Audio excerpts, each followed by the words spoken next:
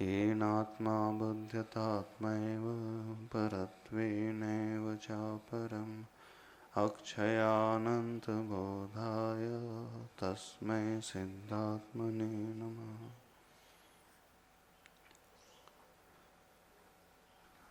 32 श्लोक हो गया। श्लोक नंबर 33। अद्भेद विज्ञान शून्यस्य तपश्चरणादि निरर्थकं भवति इति अतः। जो भेद विज्ञान से शून्य होता है उसकी तपस्या आदि जो भी करना होता है सारे तप व्यर्थ होते हैं। यहाँ श्लोक में बता रहे हैं साधना भेद विज्ञानी जीव ही कर सकता है। वही साधना उसके लिए कल्याण की होती है, कल्याण को देने वाली होती है। जिसे आत्मा और शरीर का भेद विज्ञान होना हो वो जितनी भी तपस्या करेगा उसके वे तप पुण्य बंध के कारण होंगे, कर्म निरय के कारण नहीं हो सकते। यो न वेत्ति परम देहा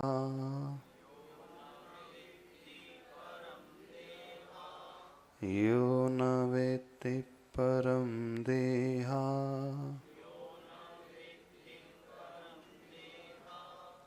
वेत्ति में ई ह्रस्व है, वेत्ति पढ़ना।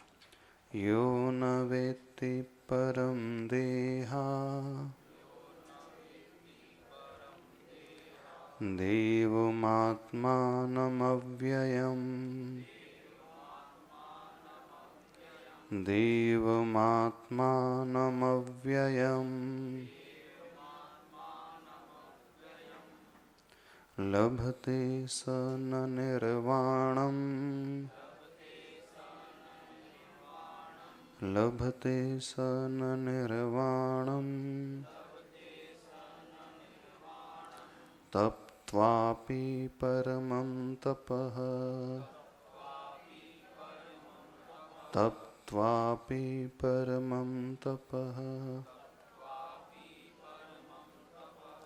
यो न वेत्ति परं देहा देवमात्मानमव्ययम् लभते स न निर्वाणं तप्त्वापि परमं तपः।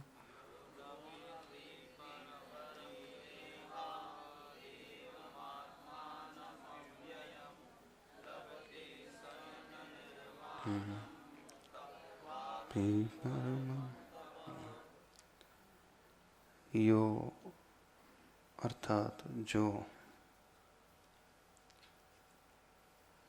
न वेत्ति नहीं जानता है, जो साधक नहीं जानता है। क्या नहीं जानता है? परम देहात एवं आत्मानम अव्ययम। इसकी संधि विच्छेद करेंगे। देहादि है तो देहात है पंचमी विभक्ति में और वहाँ पर एवं है। आत्मानम और अव्ययम तो क्या निकलेगा अर्थ? यो न वेत्ति जो नहीं जानता है देहात अर्थात देह से क्या परम पर भिन्न आत्मानम आत्मा को किस रूप नहीं जानता है? अव्ययम अर्थात जो इस देह को आत्मा से अथवा इस देह से आत्मा को भिन्न नहीं जानता है, अव्यय स्वरूप नहीं जानता है,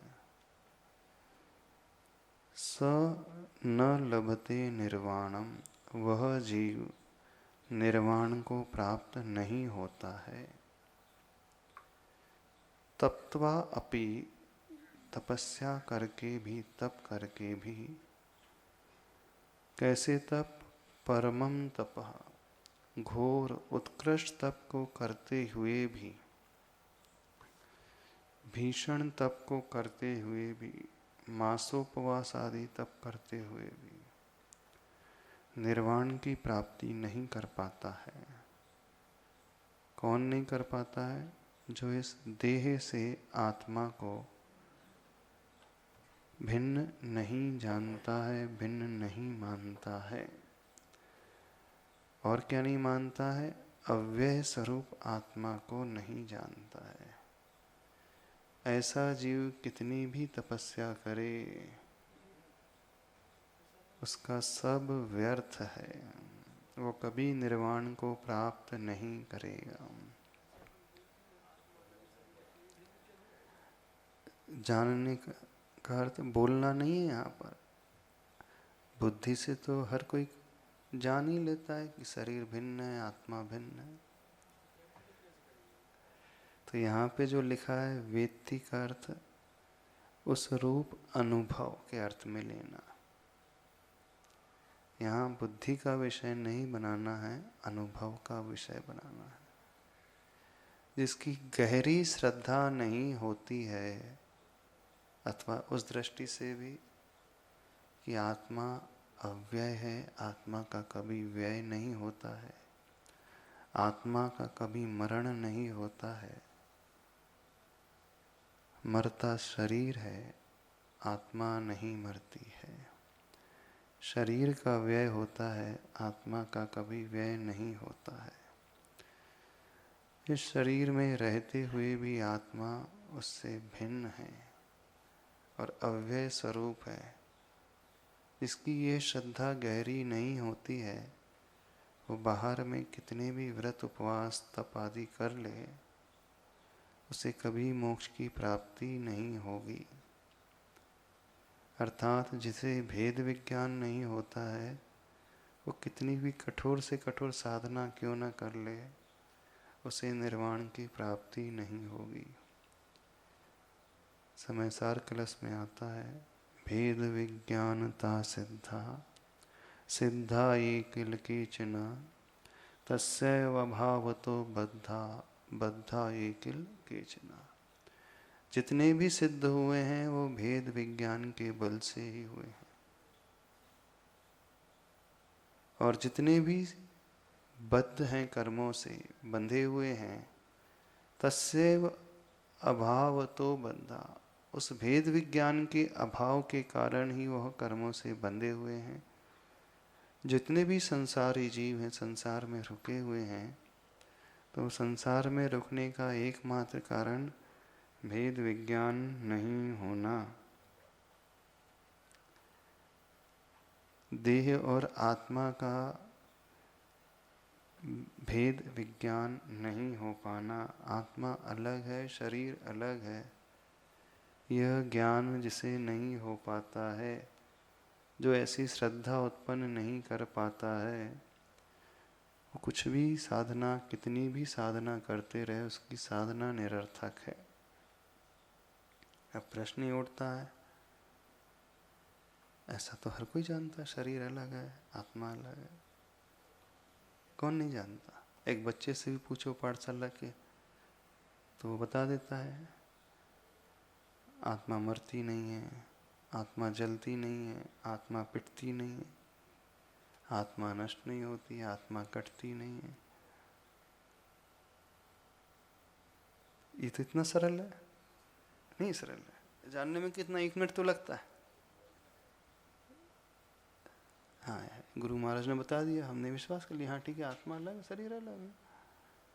अब हमें ज्ञान हो गया तो हम जितने भी व्रत करेंगे, उपवास करेंगे, तो हमारे लिए मोक्ष का कारण हो जाएगा।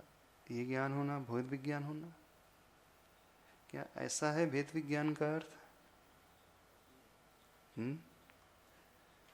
भेद विज्ञान का अर्थ यहाँ पर इस रूप में लगाना कि आत्म शरीर में कुछ भी होते रहे, उसे कोई अंतर नहीं पड़ता है। जिसकी ये श्रद्धा मजबूत हो जाती है,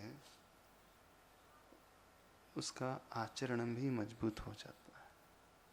यहाँ वेत्ती यानी जानने के अर्थ में अनुभव को लगाना। तो ऐसा जीव फिर कितने भी उपसर्ग और परिचय आते रहें, उसे झेलता हुआ भी डगमगाता नहीं है, समता भाव से उसे सहन करता है। भेद विज्ञानी जीव ऐसा होता है। वो शरीर के स्वरूप को देखेगा, जानेगा। अस्थि, मांस, मज्जा, मेद, रस, रक्त आदि से जो बना हुआ है, चर्म का कलेवर उसके ऊपर है, चमड़ी की लेयर उस पर है।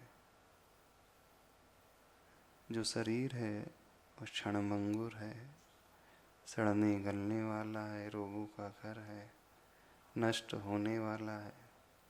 इस शरीर को चलाने वाली आत्मा कभी नष्ट हो नहीं सकती। शरीर के पूरे स्वभाव का चिंतन करेगा, जानेगा, पहचानेगा, लेकिन इस शरीर से राग नहीं करेगा। भेद विज्ञानी जीव जो है, मोह से ऊपर उठ जाता है। शरीर के प्रति उसका आकर्षण छूट जाता है। शरीर से उसे लगाव ज़्यादा नहीं रहेगा। शरीर को देखेगा तो वो, लेकिन धर्म साधना में ये उपयोगी है, इस रूप से वो ध्यान रखेगा उसका, उसकी केयर भी करेगा, खिलाएगा भी, पिलाएगा भी, बीमार पड़ने पर दवा आदि भी, औषध आदि का प्रयोग भी करेगा। लेकिन उसका गहरा विश्वास है शरीर इतना ही उपयोगी है, इसके पश्चात नहीं। एक सीमा तक ही शरीर काम में आता है, उसके पश्चात स्वतः ही छूट जाता है।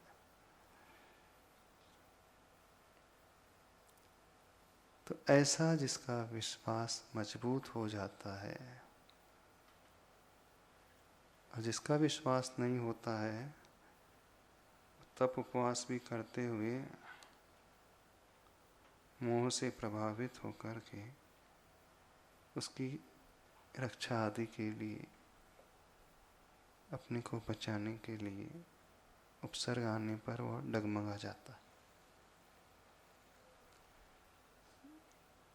कमजोरी तो है वेद विज्ञान की।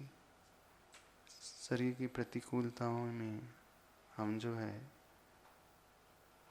ऊंचे नीचे विचार पैदा करने लगते हैं, संकल्प विकल्प करने लगते हैं। है तो कमजोरी। तो क्या करेगा वो, बताइए, कैसी साधना करेगा? आप लोगों का तो भेद विज्ञान मजबूत है ना? नहीं मजबूत?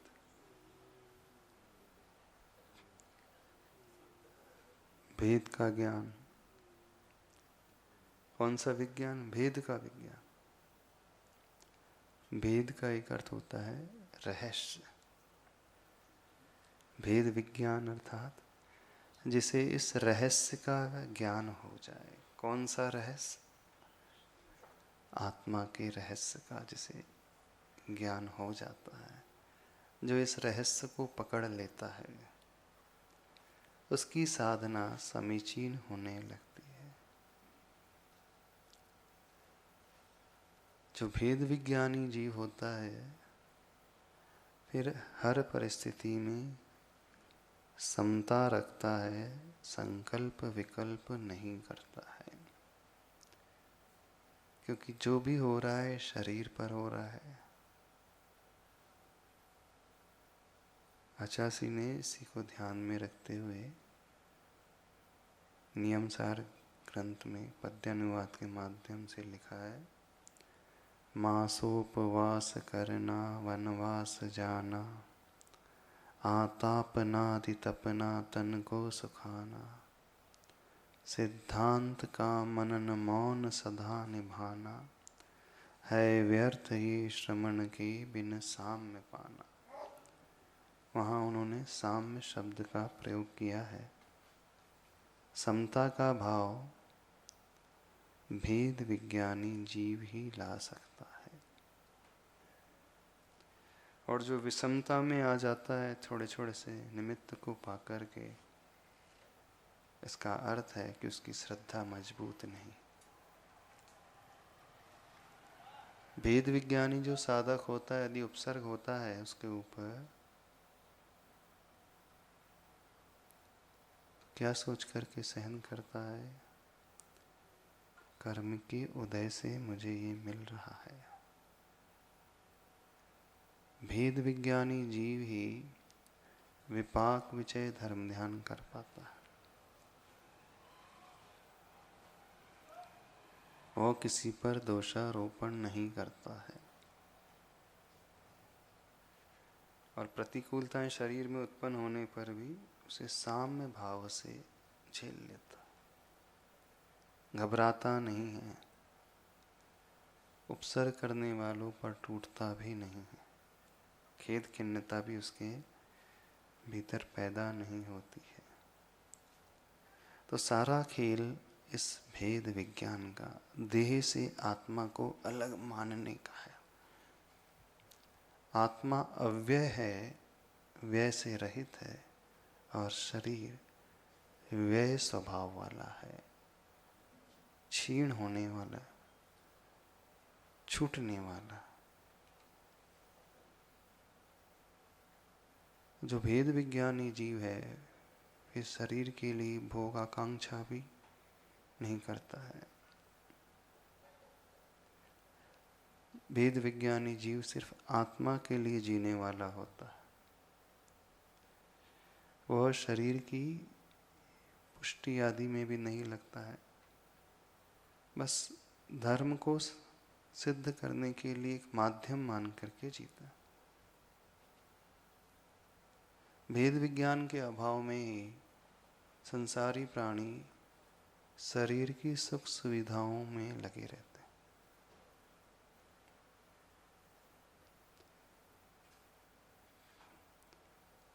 समझ में आ रहा है नहीं? तो भेद विज्ञान से यहाँ चरित्र में ढला हुआ वह जीव जो समता से सब कुछ जीत रहा है। अब ऐसा जीव कौन होगा? ये कोई गृहस्थ नहीं हो सकता, क्योंकि ज्ञान तो उसे भी हो जाता है। जैन को तो छोड़ दो, एक अजैन विद्वान भी होते हैं जो षड दर्शन की शिक्षा पाते हैं, 6 दर्शन का अध्ययन करते हैं। वो भी इस बात को स्वीकार कर लेते हैं कि आत्मा अलग है, शरीर अलग है। बहुत सारे मतों में है, आत्मा के अस्तित्व को पृथक मानते हैं, विश्वास भी कर लेते कि नहीं, आत्मा सो अलग ही है और शरीर जो है वह अलग होता है। दोनों का स्वरूप भिन्न है, दोनों का स्वभाव भिन्न है। आत्मा द्रव्य है, शरीर एक पुद्गल द्रव्य है, वो जीव द्रव्य है। तो एक अजैन जानता भी है और इतना श्रद्धान भी कर लेता है, फिर भी वो मिथ्या दृष्टि बना रहता है, क्योंकि पूर्ण रूप से जैसे आत्मा का स्वभाव है उस वस्तु स्वरूप को वो नहीं जानता। वे कौन सा भेद विज्ञानी आएगा यहाँ पर? वे मुनि महाराज। हाँ, सम्यक दृष्टि गृहस्थ। हाँ, सम्यक दृष्टि गृहस्थ को श्रद्धा तो है, लेकिन समता उसकी नहीं रहती। कहाँ समता रहती? जो शरीर का भोगी है, शरीर की सुविधाओं में लगा है, वो आत्मा को गौण कर रहा है, वो आत्मा को मुख्य कहाँ बना रहा है? हाँ, श्रद्धान में भी आ जाएगा उसका, ठीक है, सम्यक दृष्टि तो विश्वास भी कर लेगा, लेकिन यहाँ भेद विज्ञानी चरित्र में ढला हुआ, वो वेद विज्ञानी। यहाँ ज्ञान से अकेले नहीं लेना, अनुभव से लेना है। तो ये कौन से पात्र रहेंगे? वे मुनि महाराज। वो भी कौन से मुनि राज? जो ध्यान अवस्था में 3 गुप्तियों से सहित वे वाले मुनि महाराज रहेंगे, जो निवृत्ति में रहेंगे, प्रवृत्ति में नहीं रहेंगे।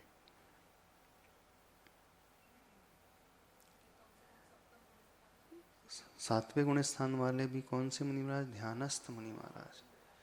सातवें गुण स्थान वाले जो चर्या में लगे हुए हैं, आहार में लगे हैं, विहार में लगे हैं, भगवान की भक्ति में लगे हैं, वे भी नहीं आएंगे। भावलिंगी तो सातवें गुण स्थान वाले होते ही हैं।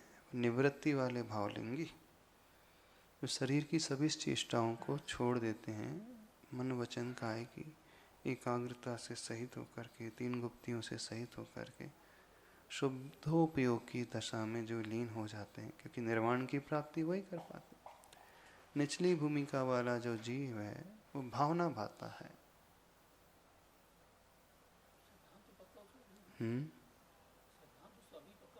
श्रद्धान तो है अभी, चौथे गुण स्थान वाले जीव को भी श्रद्धान है। एक पहले गुण स्थान वाले का भी श्रद्धान होता है। मिथ्या दृष्टि जीव जो हैं, जो अध्यात्म को पढ़ते हैं, अन्य दर्शन में भी अध्यात्म का वर्णन आता है,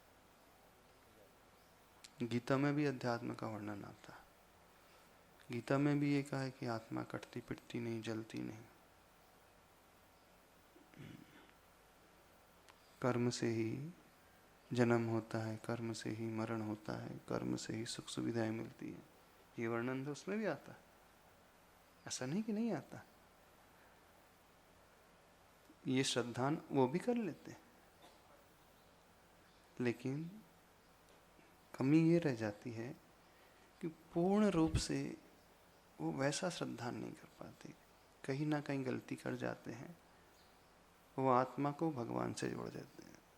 ये आत्मा जो है भगवान का एक अंश है, बस इस रूप से जोड़ देते हैं।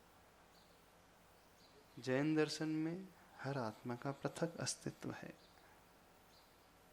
हर आत्मा परमात्मा जैसी शक्ति वाली है, उसका अंश नहीं है।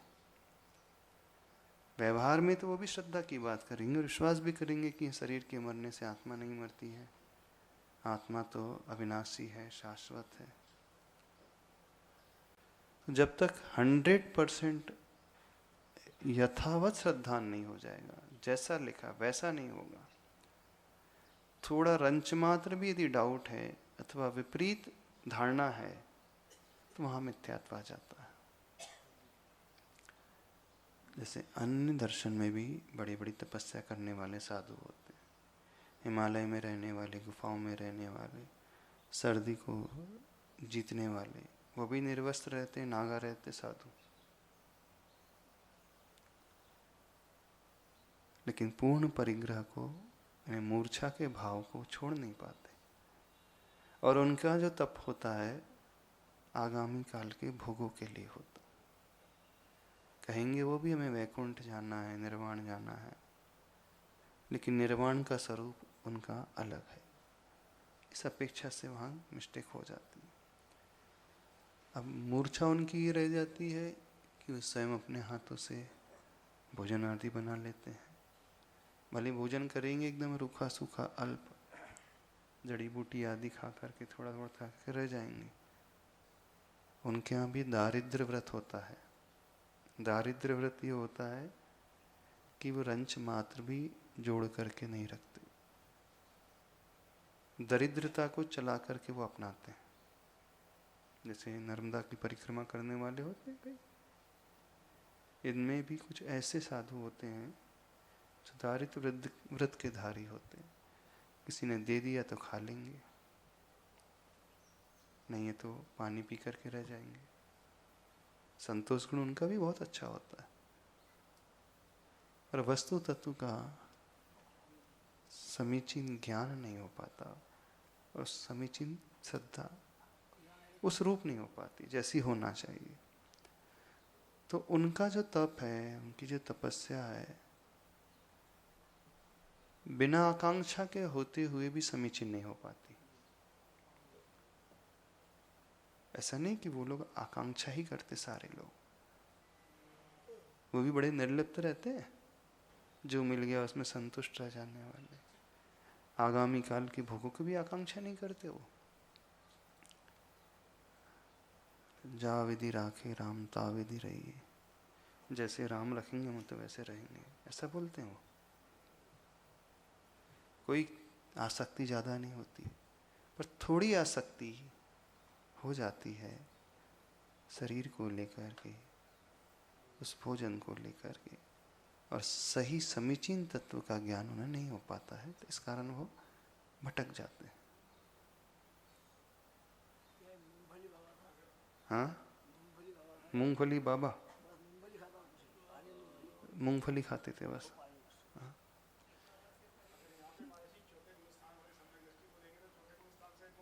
हाँ, तो चौथे गुण स्थान वाला सम्यक दृष्टि है ही नहीं। तो भेद विज्ञानी का अर्थ कौन सा भेद विज्ञान, कॉर्डलेस लेके बोल रहा हूँ मैं, कौन सा भेद विज्ञानी जो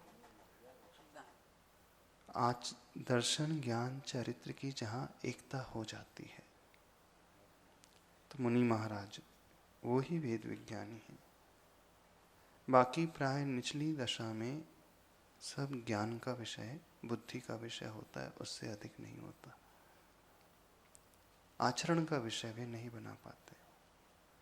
आचरण का विषय बनाएंगे भी तो 1 घंटे के लिए, ठीक है, हाँ 1 घंटे के लिए समस्त विकल्पों को त्याग देते हैं।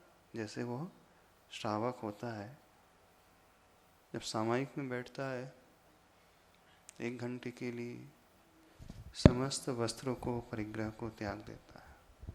वो निर्वस्त्र हो जाता है, दिगंबर हो जाता है, सामायिक करता है, पर उसका संकल्प होता है 1 घंटे बाद पुनः पहनना है। तो माइंड में वो चलते रहता है, मेरा जो नियम 1 घंटे का ही है, एक सामायिक तक का ही है, और सामायिक के पूरे न होते ही पुनः उसी को अपनाना है। तो बाद में अपनाने का जो भाव है वो मूर्छा का भाव है, तो परिग्रह से ऊपर उठा नहीं। जब तक यम रूप त्याग ना हो जीवन भर के लिए, सूक्ष्म स्थूल का समस्त रूप से त्याग ना हो, तो वो मूर्छा से रहित नहीं होता है। नमोस्तु महाराज जी, हम लोग जो त्यागी वृत्ति जो घर में रहते हैं, तो वो भेद विज्ञान को कैसे पुष्ट करें? क्या कि भावना के बल पे बस वो अपने चरित्र में तो इतना नहीं आ पाता है, जैसे समता है, कहीं आती कहीं नहीं आती है। तो हम लोग के लिए कैटेगरी में, हमारी कैटेगरी में हम भेद विज्ञान को और ज़्यादा कैसे पुष्ट करें? जो कष्ट सहिष्णु होता है वही भेद विज्ञानी होता है। जो कष्ट को चला करके सहन करता है, जो सुविधा भोगी नहीं होता है, वही भेद विज्ञानी होता है। जिसके मन में किसी प्रकार की सुविधा की इच्छा नहीं होती, भले प्रतिमाधारी श्रावक है, लेकिन रात्रि के समय बोलता कूलर मिल जाए, गर्मी के समय भावना हो जाती, तो शरीर से राग हो गया। कूलर ना सही पंखा मिल जाए तो शरीर से मूर्छा हो गई। भेद विज्ञानी तो ये मानता है ना, शरीर तो नष्ट होने वाला ही, शरीर कुछ भी होते रहे, कष्ट जो हो रहे हैं शरीर को हो रहे हैं, मेरी आत्मा को तो हो ही नहीं रहे। तो आत्मा तो बिल्कुल वैसी है, स्वस्थ है। तो शरीर की ओर देख, यानी सुख की ओर ध्यान नहीं जान लेकर के आया। भोजन करेगा, आहार करेगा, इंद्रियों की लंपटता नहीं रखेगा, इसलिए तो इसे सब में लगा लेना, 24 घंटे की सब क्रियाओं में, सब में लगाना। इसलिए मुनि महाराजों में 28 मूल गुण में पंचेंद्रियों की विजय आया है। बिना पंचेंद्रिय का विजय किए, विषयों के ऊपर विजय किए, वह साधना हो ही नहीं सकती।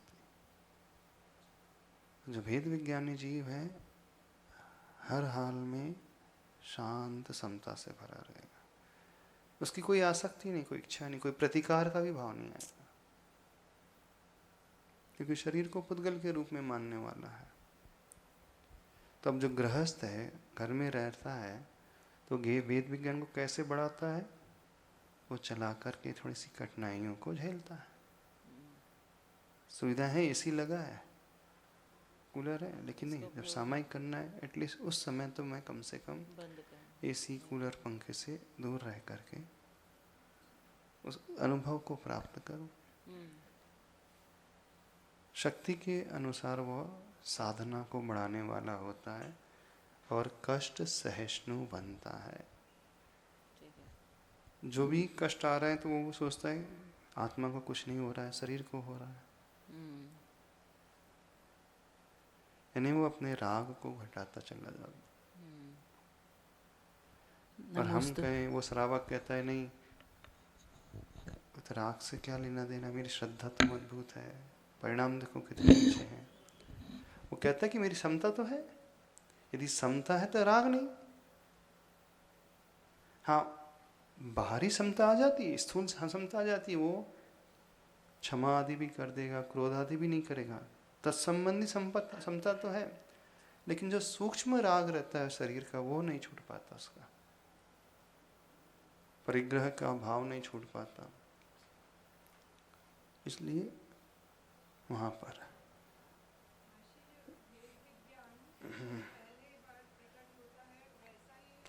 पहली बार प्रकट होता मतलब श्रद्धा तो हो गई, तो हास में बढ़ोतरी भी होती, विकास भी होता है।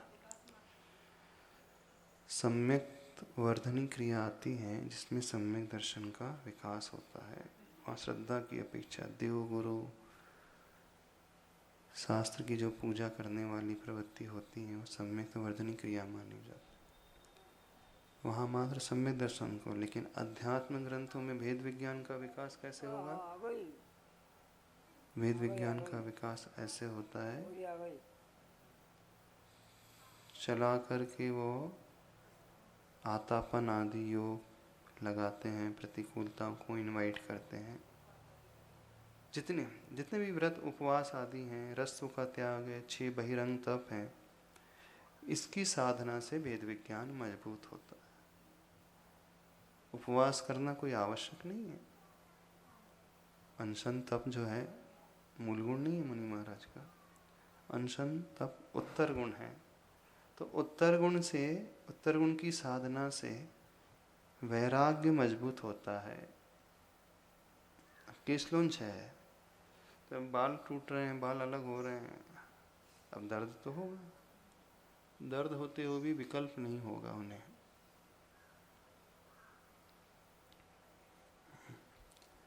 तो एक शरीर के प्रति भी राग नहीं, दूसरा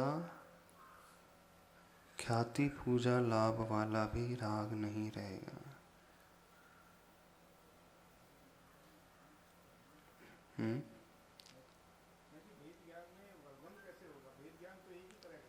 वेद विज्ञान में विकास कैसे होगा? नहीं, श्रद्धा, सम्यक दर्शन, सम्यक ज्ञान, सम्यक चारित्र, तीनों में वृद्धि होती है। सम्यक वर्धन इस अपेक्षा से एक नया सम्यक दृष्टि है जो विश्वास कर रहा है देवगुरु शास्त्र पे, 7 तत्वों पे। लेकिन थोड़ी सी प्रतिकूलता मिलने पर उसकी श्रद्धा डगमगा जाती है। तो विकास ऐसे होता है, वो जितना सहिष्णु बनता है, कष्टों को सहने वाला होता है, तो प्रतिकूलताओं को झेल करके वो अभ्यास करता है, चला करके अभ्यास करता है कि मुझे समता रखना है। तो जो ऐसा अभ्यास करता है, फिर विपरीतता अपने आप आती है तो उसमें समता उसकी बनी रहती है, शारीरिक उपसर्ग होने पर भी। इस अपेक्षा से इसका विकास होता है।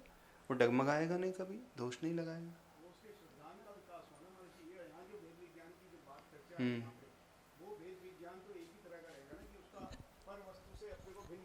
नहीं, ये वेद वही तो यहाँ पर ज्ञान वाली बात है ही नहीं ना, यहाँ पर अनुभव वाली बात है। हाँ, अनुभव का अर्थ क्या हुआ? अनुभव का अर्थ हुआ आचरण, चरित्र। चरित्र का अर्थ हुआ समता। तो शरीर में उपसर्ग हो रहा है तो उसमें समता रहेगी, ये अनुभव है। जिस अनुभव की आप बात कर रहे हैं वो बुद्धियात्मक, यहाँ बुद्धि वाली नहीं है, चरित्र को लेकर के। अब हमारे शरीर पे उपसर्ग हो रहे हैं, समता इसलिए बनी है कि आत्मा को कुछ नहीं हो रहा, और जिसका राग होगा वो तुरंत शरीर की रक्षा के लिए उपाय करेगा, प्रयास करेगा, उपसर्ग को जीतने के लिए करेगा। जीव जंतु आ रही हैं तो उन्हें हटाने की कोशिश करेगा अथवा स्वयं हटेगा। कोई भी उपसर्ग कर रहे हैं, पशु है, पक्षी है, कीड़े मकोड़े हैं, तो जिसका राग होगा प्रतिकार कर लेगा। अब पिछी का प्रयोग कर रहे हैं हम, ठीक है, प्रतिकारी तो कर रहे हैं, भले जीवों को नुकसान नहीं पहुंचा रहे हैं, मार नहीं रहे हैं, लेकिन शरीर से राग है इसलिए तो हट लगा रहे हैं पिछी। नहीं है तो बस बैठे हैं तो बैठे, जीव शरीर पे चल रहा है, मान लीजिए चलने दो, मच्छर बैठा तो बैठा, अब हम उड़ा रहे हैं, इसका मतलब क्या, राग है शरीर से, राग। मच्छर बैठा है तो बैठे रहने देना, नहीं नहीं तो अब यहाँ पे उड़ा रहे हैं, क्यों उड़ा रहे हैं, दर्द हो रहा था इस कारण उड़ा रहा है, खून चूस रहा था वो, अलग ही पीड़ा हो रही थी तो इस कारण उड़ा रहे हैं। वेद विज्ञान में कमी तो है, होना ये चाहिए था, बैठा है तो बैठे रहेंगे, गर्मी है तो गर्मी, सर्दी है तो सर्दी। यहाँ चर्चा महर्षि निवृत्ति रूप की है। हाँ तो निवृत्ति रूप की है, तो निवृत्ति रूप में तो भेद विज्ञान एक ही तरह का रहेगा ना, निवृत्ति रूप में। तो जो निवृत्ति रूप में आ गया वही तो उत्कृष्ट भेद विज्ञान हुआ। हाँ, और कौन सा हुआ? वही बोल रहा हूँ। अब निवृत्ति रूप में भी कई भेद इस प्रकार से बन जाते हैं। एक जो 100% निवृत्ति रूप, एक मनोगुप्ति वो होती है जिसमें कुछ भी चिंतन नहीं हो रहा है, काय गुप्ति वो रही हिला भी नहीं रहा है, और एक मनोगुप्ति वो होती है जिसमें थोड़ा प्रशस्त का चिंतन भी कर लेता है, तो उसमें भी कैटेगरी थोड़ी सी आ जाती है उस अपेक्षा से। लेकिन जब निर्वाण की बात की जाएगी तो वहाँ 100% वाली निवृत्ति की बात की जाएगी।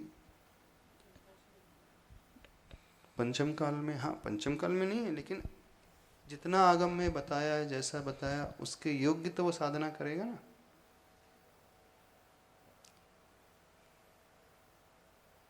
तो ये भेद विज्ञान कहलाता है। सबको भेद विज्ञान है, क्यों नहीं, चौथे गुण वाले भेद विज्ञानी जीव है। तो यहाँ जो अध्यात्म है, मुनि महाराज की चर्चा है। अच्छा श्री की हिंदी पढ़ें। दुर्गंध रक्त मल पूरित देह को जो है मानता न यति भिन्न निजात्म से ओ, निर्भीक यद्यपि करे तप भी करारी, तो भी उसे न वरती वह मुक्ति नारी। दुर्गंध रक्त मल से पूरित ये शरीर होता है, लेकिन जो यति नहीं मानता है भिन्न निज आत्मा को इस दुर्गंध शरीर से, तप भी करारा करते रहे, निर्भीक होकर के करते रहे। क्योंकि जो जंगल में तप कर रहे हैं, अथवा वे मुनिराज जिन्हें घानी में पेला जा रहा, फिर भी चूं नहीं कर रहे। उन मुनिराज को जो है सूली पे चढ़ाया जा रहा है, ऐसे भी उपसर्ग हुए, फिर भी प्रतिकार नहीं कर रहे। अथवा अकंपनाचार आदि 700 मुनि महाराज 7 दिन तक उपसर्ग सहन करते रहे।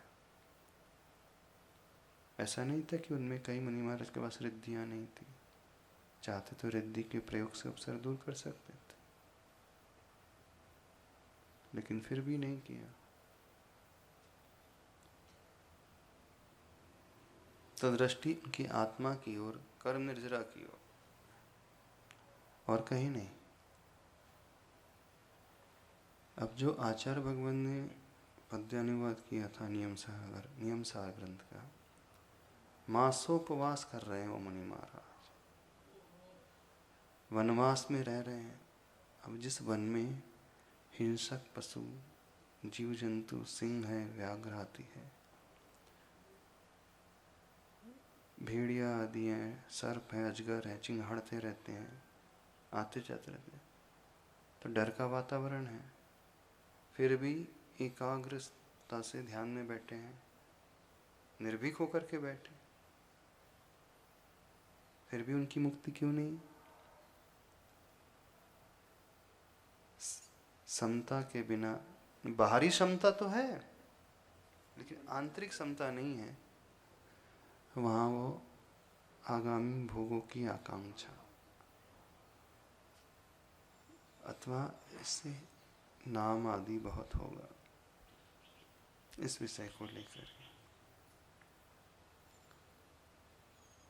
तो जिसकी गहरी श्रद्धा आत्मा की ओर होगी वो कभी नाम की आकांक्षा करेगा नहीं, क्योंकि उसका विश्वास है आत्मा का रूप नहीं होता है। आत्मा रूपवान थोड़ी होती है, अरूपी होती है। और नाम किसका होता है? जो दिखलाई देता है उसका, शरीर का। ख्याति किसकी फैलती है? हाँ, ये बहुत गुणवान है, शरीर को दृष्टि रख करके जो नाम की आकांक्षा रख रहा है, अर्थात यश कीर्ति की आकांक्षा रख रहा है। यश कीर्ति नाम कर्म का एक भेद है, अर्थात वो नाम कर्म चाह रहा है। उपवास है, उपसर्ग है, घानी में पेले जा रहे हैं, नाम होना चाहिए। तो कर्म निर्जरा के लिए हो रहा है कि कर्म को मेंटेन रखने के लिए हो रहा है? यश फैले तो यश क्या है? यश कीर्ति नाम कर्म के कारण यश फैलता है। कर्म रहेगा तो यश फैलेगा ना, शरीर रहेगा तो यश फैलेगा। शरीर ही नहीं रहते फिर क्या का यश? तो यश की आकांक्षा है, ख्याति पूजा लाभ की आकांक्षा है, तो नाम कर्म की आकांक्षा होगी। तो वो चाहता है कि फिर मेरा बाहर से कहेगा कि मुझे आत्मा के लिए करना है, मोक्ष के लिए करना है साधना, लेकिन दूसरा तरफ है नाम फैले, यश फैले, तो एक प्रकार से कर्म को ही चाह रहा है वो। तो दोनों एकदम विपरीत हो जाते हैं, इसलिए उनको निर्वाण की प्राप्ति नहीं होती। तो निर्भीक होकर के सारे कष्ट सहन कर रहे हो। निर्भीक यद्यपि करे तप भी करारी, तो भी उसे न वरती वह मुक्ति नारी। ऐसे भीषण तप कर रहे हैं जंगल में रह करके, फिर भी मुक्ति नारी वरण नहीं करती, अर्थात मोक्ष लक्ष्मी की प्राप्ति नहीं होती है। कुल मिलाकर के इस देह से शरीर आत्मा को भिन्न मानना है और उस रूप अनुभव करना है। और आत्मा व्यय नहीं होती, व्ययशील नहीं है, व्यय के स्वभाव वाली नहीं है, अव्यय है। ऐसी श्रद्धा जिनकी होती है, उसी बात को महाराज श्री प्रणम संगमर्ज ने टीका में लिखा है। परमठम मिदुअदि अठिदो जो कुणदितवं वदं च धारे, तम सवं बाल तवं बालवदं विन्ति सवर्णो। परमार्थ से अथवा परमार्थ में जो स्थित नहीं होता है और जितने भी तप करता है, व्रत करता है, वह सब बाल तप की श्रेणी में आते हैं और बाल व्रत की श्रेणी में आते हैं, ऐसा सर्वज्ञ भगवान जानते हैं और कहते हैं। परमार्थ का अर्थ क्या हुआ? परम यानी उत्कृष्ट, अर्थ यानी प्रयोजन। तो जो परमार्थ में स्थित नहीं है, अर्थात जो उत्कृष्ट प्रयोजन को नहीं चाहता, तो उसका उत्कृष्ट प्रयोजन क्या होता है? मोक्ष। जो पारमार्थिक दृष्टि से मोक्ष की आकांक्षा नहीं रखता है, अर्थात किसी अन्य कुछ अन्य की आकांक्षा रखता है, तो जितने भी तप करे, व्रत करे, वो सब बाल तप यानी अज्ञानी के तप, मिथ्या दृष्टि के तप, जैसे अन्य लिंगी साधु करते हैं, वस्तु तत्व की जानकारी के बिना देखा देखी कर रहे हैं। हाँ, एक श्रद्धा उनकी मजबूत होती है, जितने हम कष्ट सहन करेंगे भविष्य में इसका कुछ अच्छा अच्छा फल मिलेगा, बस ये श्रद्धा मजबूत होती है। अभी जैसे यहाँ अमावस्या आने वाली परसों, कुछ लोग आते हैं वो तलवार से जीभ को काट लेते हैं, ऐसे भी तब करते हैं, अंगारों पे चलते हैं, हाँ, कोड़े अपने आप को मारते हैं, पानी में समाधि लगा करके खड़े हो जाएंगे रात भर।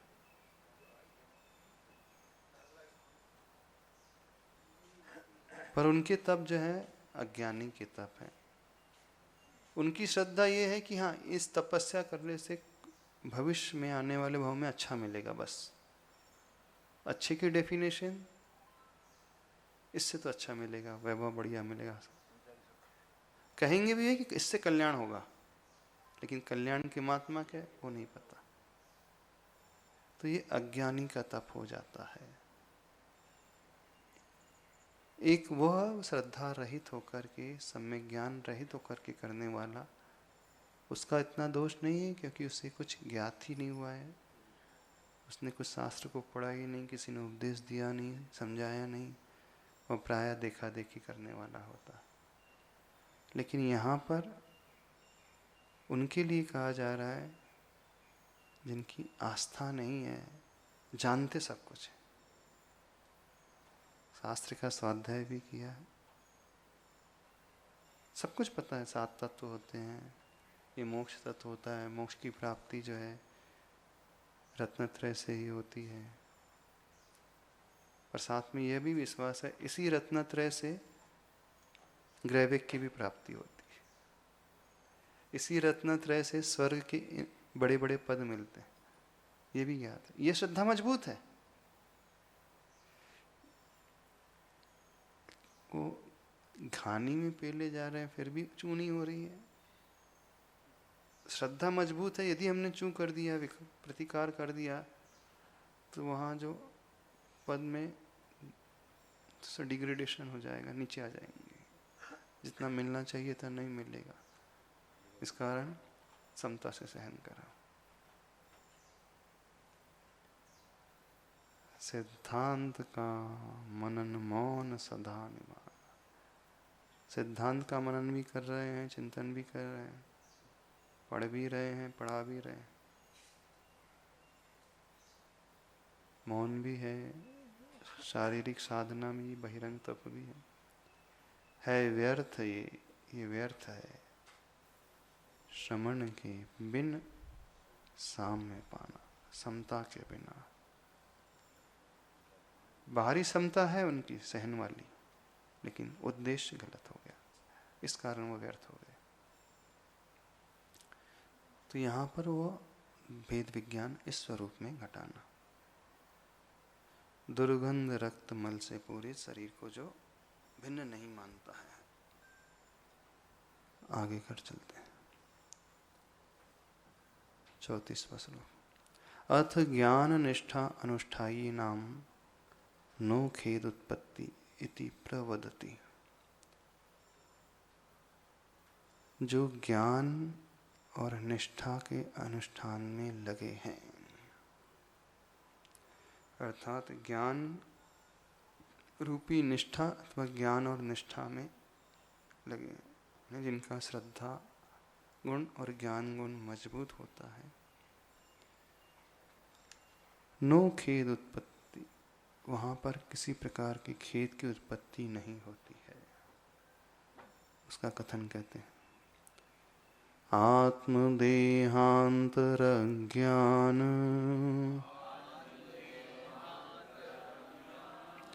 जनिताह्लाद निर्वृतः जनिताह्लाद निर्वृतः तपसा दुष्कृतं घोरं तपसा दुष्कृतं घोरं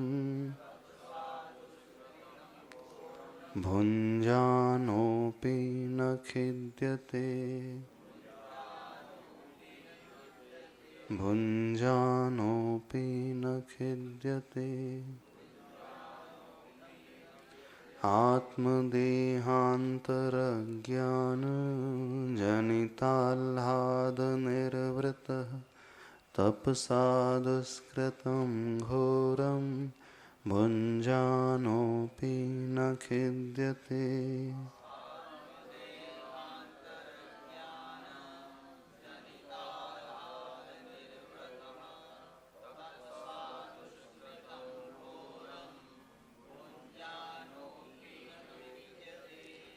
जो बात 33वें श्लोक में बताई थी निषेध परक से, अब उसी बात को विधि परक से इस 34वें श्लोक में बताया जा रहा है।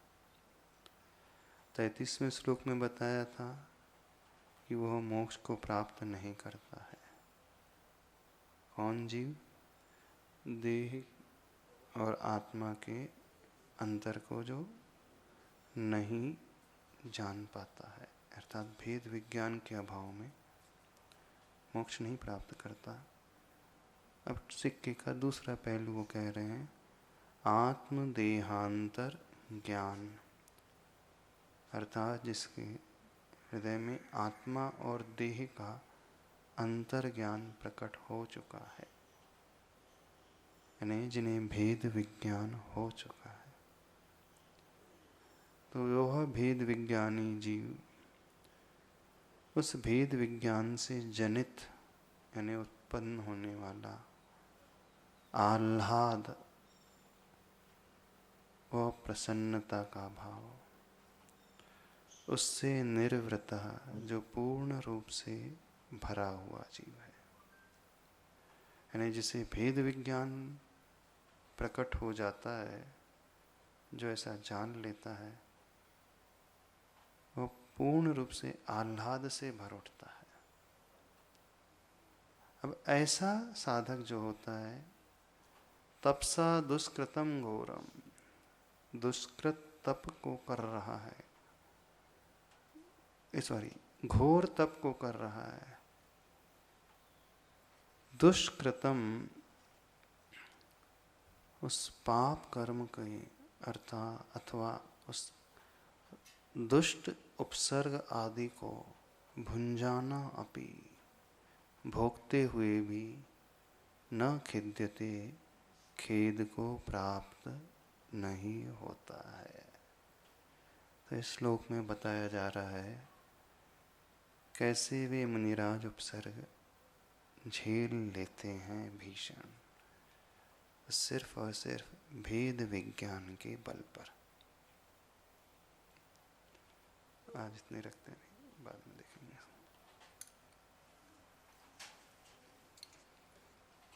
बोधि समाधि परिणाम शुद्धि स्वात्मोपलब्धि से चिंतामणिं चिंतित वस्तुतः त्वां वन्दमानस्मि।